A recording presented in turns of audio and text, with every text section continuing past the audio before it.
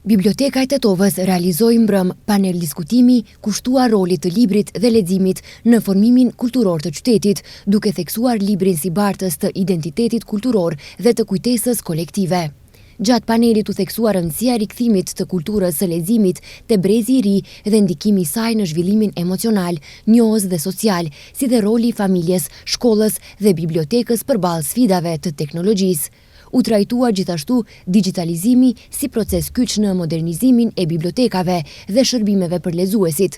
Ndërkohë panel diskutimi i mbrëmshëm ishte në kuadër të aktiviteteve për shënimin e 80 vjetorit të themelimit të Bibliotekës së Tetovës.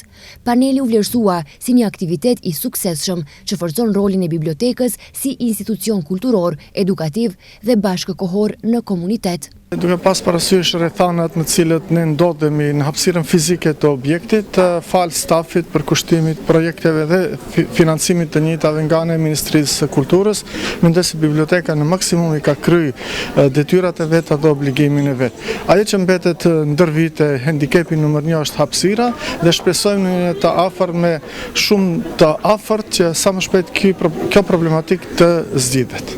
Po ashtu mbrëm në Qendrën për Kulturë në Tetovë u realizua ekspozita Biblioteka ndër vite, e cila paraqiti zhvillimin e bibliotekës nga fillimet e saj deri në ditët e sotme.